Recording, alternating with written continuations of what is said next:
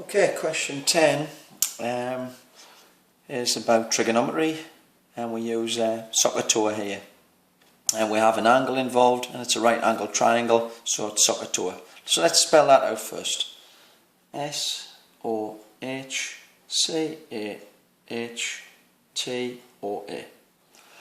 Right, we have the angle. 7 kilometers is the opposite to the angle, and this is the hypotenuse, opposite the right angle. So opposite hypotenuse, let's have a look, is sine. So let's fit everything we have. Sine of the angle, which is 28 degrees, equals opposite, which is 7, and the hypotenuse, which is y. Okay, so they're slightly more awkward than normal because the unknown, the y value, is on the denominator. So we need to be on the numerator. So what we'll do is, I'll do two things at once. I'll times both sides by y to take the y to the other side, and I'll divide both sides by sine 28 to bring this across here. So you get y equals 7 divided by sine 28 degrees. Then all we need to do is put that into the calculator. Let's have a look. 7 divided by sine 28 equals 14. Now check it to see if it looks reasonable. Longer than 7, a bit longer, yes. And I'll do it with 4 significant figures, round that off. 14.91.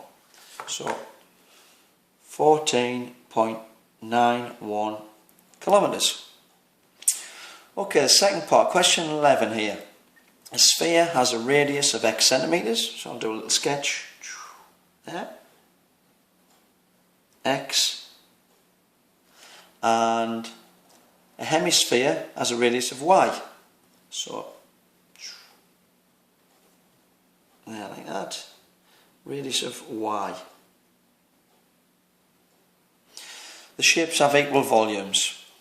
Now the volume of a sphere is given on the formula sheet at the front, and the volume is 4/3 pi r cubed. And this one, because it's a hemisphere, volume would equal 4/3 pi r cubed divided by 2. And that can be simplified straight enough, because half of 4/3, if you divide by 2, you're halving it. Half of 4/3 is 4/6. So V equals 4/6 pi r cubed. Let's stick in the values we've got.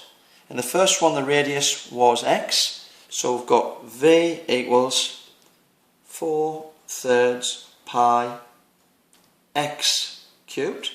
In the second one, I'll simplify the 4/6 to 2/3. We've got volume equals 2/3 pi y cubed. Now it tells us that the volumes are equal, so that means this volume equals this volume, so that means the right hand side equals the right hand side. So let's do that. So let's equate the two of them. So we've got 4/3 pi x cubed equals 2/3 pi y cubed. Now look at the question, work out the value of y divided by x. We're going to have this take the x cubed over at some point. So what I'll do, let's try and simplify everything first of all. I'll cancel the pi's, they go out, and 4/3 divided by 2/3. I'll just do that at the side here. 4/3 divided by 2/3, that's the same as 4/3 times, switch that upside down, 3/2. Now let's try and cancel. 3 goes into 3 once, and 3 goes into 3 once, 2 goes into 2 once, and 2 goes into 4 twice. So 4/3 divided by 2/3, we're going to get 2x cubed equals y cubed. You can check that on the calculator if you want, rather than doing it by hand. Now what I'm going to do is take the x cubed over to the other side. So that becomes 2 equals y cubed over x cubed. Now you'll see in at GCSE the rules, when you've got squared, you can put these together to one term, and it works the same for cubed. So we'll get